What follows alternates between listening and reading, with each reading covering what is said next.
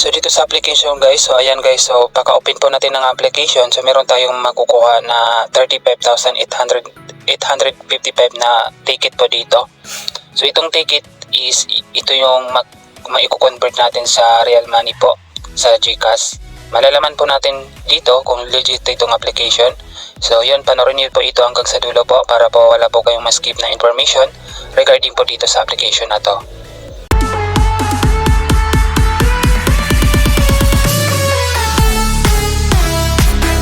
So hello guys, welcome back to my YouTube channel. Bago ko po simulan to guys, so kung di ka pa nakapag-subscribe sa aking YouTube channel, so don't forget to subscribe and hit the notification bell para more updates. So nagre-review po tayo ng mga application. So gumagawa po ako ng mga pwede natin pakitaan ng extra income gamit ang ating cellphone at laptop sa pamamagitan ng paggamit natin ng isang application or website na wala tayong ilalabas na pera o puhunan. So ito nga pala guys yung application na i-share ko po sa inyo. So ito, panoorin niyo po ito guys hanggang sa dulo po para po wala po kayong ma-miss na information. I-review natin itong application kung legit ba to guys. Itong Exa Black Master Early Access po ito guys.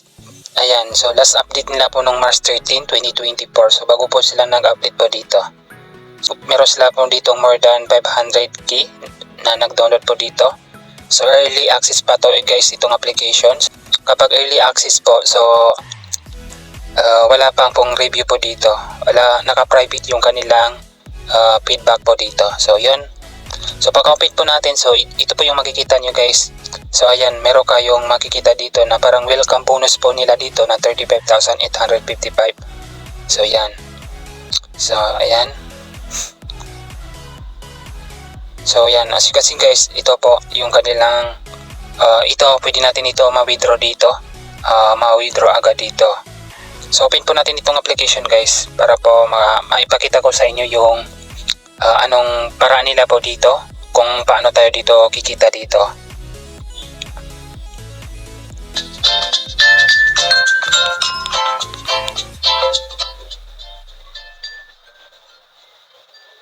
So dito po, meron po akong dito na earn dito na tickets dito na 206,020 pesos.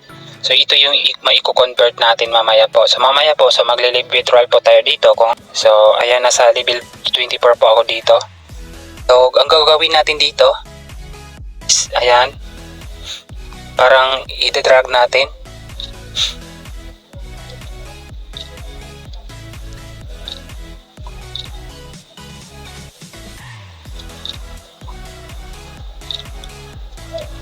Ayan. Ito. So, i-drag natin guys yung mga ayan. Mali. So, ito. So, ayan. So, ayan. So, yun. So, dito. So, ayan guys. So, ito yung nakuha natin. So, pwede natin ito i-multiple guys. So, itatapat lang natin yan.